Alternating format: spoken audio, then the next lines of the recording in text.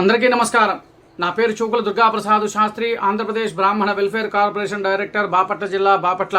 ఈ రోజున ఒక ప్రధాన అంశంతో ఈ రోజు మీ ముందుకు వస్తూ, గత వైసీపీ ప్రభుత్వంలో కోడిగుడ్ల మీద ఈకల పీకచ్చు అని చెప్పిన ఘనుడు, మాజీ ఐటీ శాఖ మంత్రి, అంటే ఐటీ శాఖకు అర్థం కూడా తెలియని మంత్రి, ఈ రోజున కూటమి ప్రభుత్వంలో ఒక హోమ్ మినిస్టర్గా ఉన్న వంగలపూడి అనిత గారి మీద ఒక వ్యాఖ్యలు చేయడం జరిగింది. ఆ వ్యాఖ్యలు ఏం మాట్లాడాడు అనేది ఒక్కసారి మన ఒక్క వీడియో చూసిన తర్వాత మనం విశ్లేషణకు వెళ్దాము.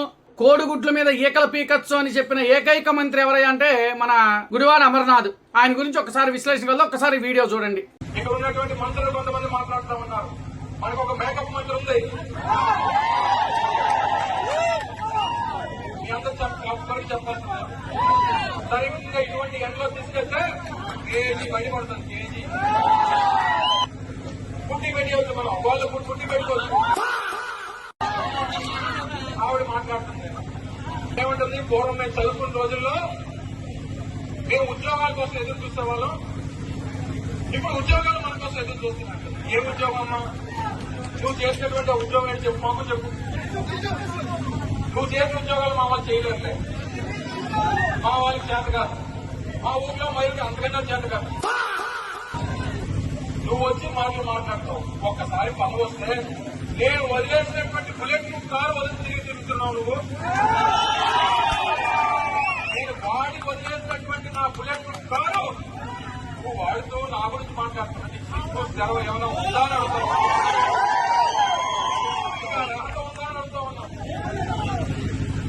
ఏదో గొడవ వచ్చేసరికి నలుగురు గమ్మెలు వెనక్కి తిరిగేసరికి మాకు గమ్మెలతో పని లేదు, నన్ను కంటికి రెప్పలా కాపాడుకునేటువంటి నీకు పదవి పోతే నలుగురు కూడా వెనక్కి వచ్చేటువంటి పరిస్థితి ఉండదు. నాకు పదవి ఉన్నా పదవి లేకపోయినా వేలాది కార్యకర్తలు విన్నారు కదండి ఆ యొక్క వీడియో, ఆయన మాట్లాడిన మాటలు. ఆయన ప్రధాన అంశాలు మూడు సంభాషించారు దీంట్లో. ఒకటి, వంగలపూడి అనిత గారు హోమ్ మినిస్టర్ గారికి మేకప్ గురించి మాట్లాడారు. కనీసం మనకు ఒక సభ్యత, ఒక సంస్కారం అనేది ఒకటి ఉంది. స్త్రీలను గౌరవించడం మన పద్ధతి. స్త్రీలు అలంకార ప్రియులు. ఏ స్త్రీ అయినా, ఏ స్త్రీ మాతృమూర్తి అయినా అలంకారం చేసుకుంటుంది. దాంట్లో తప్పు పట్టాల్సినంత అవసరం ఏమీ లేదు. ఏ ఒక్క ప్రతి స్త్రీ కూడా అలంకార ప్రియం కాబట్టి అలంకారంగా చక్కగా ఉంటారు. ఎందుకంటూ లక్ష్మీదేవి కళ ఒట్టిపడేటట్లుగా వాళ్ళు అలంకారణ చేసుకుంటారు. తర్వాత వచ్చేటప్పటికి ఒక రాష్ట్ర హోమ్ మినిస్టర్, ఒక స్త్రీ మాతృమూర్తి, ఆమెను మాట్లాడుతున్నాడంటే ఇలాంటి వైసీపీ నాయకులకి అసలు నిజంగా సిగ్గుందా అని అడుగుతున్నా. మీ ప్రభుత్వంలో కేవలము మీ ప్రభుత్వ పరిపాలనలో కూడా అప్పట్లో అందరిని ఇష్టానుసారంగా తిట్టటము, ఒక స్త్రీలనే కాదు పురుషులనే కాదు రకరకాలుగా మీరు హింసలు పెట్టిన దాఖలాలు చాలా మేము చూసాం. అందుకని ఆంధ్రప్రదేశ్ రాష్ట్ర ప్రజలందరూ కూడా చీకొట్టి మిమ్మల్ని 151 సీట్ల నుంచి మధ్యలో 5 తీసేసి మీకు కేవలం 11 సీట్లు మాత్రమే ఇచ్చారు. ఇక రెండో విషయంకి వస్తే కారు విషయం మాట్లాడాడు. ఈ కారు అనేది అది మీ సొంతం కాదు.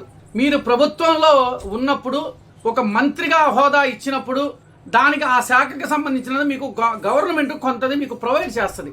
అది నీ సొంత సొమ్ములాగా నీ యొక్క వ్యక్తిగతంగా మనం అని అనుకోవడానికి కాదు. ఏంటి, నువ్వు వాడేసిన కారు హోమ్ మినిస్టర్ గారు వాడుతున్నారా బుల్లెట్ ప్రూఫ్ కారు? అసలు ప్రభుత్వమే నీకు కొనిచ్చింది. అంటే ప్రభుత్వం అంటే ఎవరు? ప్రజల డబ్బులతో కొనుక్కుంటుంది. అది కొని నీకు ఇచ్చింది. అది నీదెలా అవుతుంది? నీ వ్యక్తిగతంది కాదు కదా. మరి నువ్వు ఎలా మాట్లాడుతున్నావు? అంటే నీ వ్యక్తిగతం కారు గవర్నమెంట్కి ఇచ్చావా? గవర్నమెంట్ కారు నువ్వు వాడుకున్నావా? సిగ్గుండదు మాట్లాడేటప్పుడు. అమర్నాథ్, నువ్వు కోడిగుడ్ల మీద ఈకల పీకటం తెలిసిన మంత్రివి నువ్వు, ఐటీ శాఖ మంత్రివి నీవు నీ పరిపాలనలో ఒక ఐటీ కంపెనీలు తీసుకురాలే. నువ్వు చేతగాని వాడివి.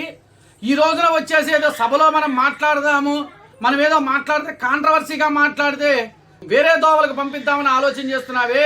కనీసం జ్ఞానం కూడా లేని వ్యక్తివి నువ్వు. ఇక తర్వాత వచ్చేటప్పటికి మూడోది వచ్చేటప్పటికి ఉద్యోగాల విషయాలకు చూద్దాం. ఉద్యోగాలకు మాట్లాడితే మీ ప్రభుత్వంలో అంటే 2019 నుంచి 2024 మధ్య కాలంలో ఆంధ్రప్రదేశ్ రాష్ట్రానికి నిరుద్యోగులకు ఎన్ని ఉద్యోగాలు తీసుకొచ్చారో చెప్పవలసిన ఐటీ శాఖ మంత్రివి కదా. ఉద్యోగాలకి కల్పన చేయాల్సింది నువ్వే కదా మంత్రివి. దాహోసు పోతే చలిగా వస్తుంది, దానికి రగ్గులు కప్పుకోవాలని చెప్పుకున్నాడు. నువ్వు కూడా ఈ రోజు ఉద్యోగాల గురించి మాట్లాడుతున్నావు. మీకు గుర్తుందో లేదో, వైజాగ్లో మీరు ఒక ఇన్వెస్టర్ పెట్టారు. ఆ ఇన్వెస్టర్ల ఉద్యోగాల కోసం అని చెప్పి ఎన్ని కోట్లు తగలబెట్టి ప్రజాధనాన్ని దుర్వినియోగం చేసి ఇన్వెస్ట్మెంట్ అని చెప్పి ఒకటి పెట్టారు. దాంట్లో అనేక మందికి ఉద్యోగాలు కల్పిస్తావు.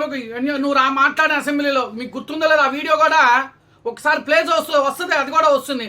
ఏంది జింజర్లు, ఏ మసాలా పొడుల గురించి నువ్వు మాట్లాడావు. నువ్వు ఐటీ శాఖ మంత్రివి, నీకు ఉద్యోగాలు ఇప్పించడం చేతగాక, కంపెనీలు తేలాక నువ్వు పోయి దాహోస పోతే నాకు చలి పుడుతుంది, నేను రగ్గులు కప్పుకొని కూర్చున్నా అని చెప్పి నువ్వు కూడా ఉద్యోగాల గురించి మాట్లాడుతున్నావు. చూసావా, చాలా సిగ్గుచేటుగా ఉంది. ఆంధ్రప్రదేశ్ రాష్ట్రం మిమ్మల్ని కాకరి చుమ్మేసింది కాబట్టి 11 సీట్లకు కూర్చోబెట్టింది.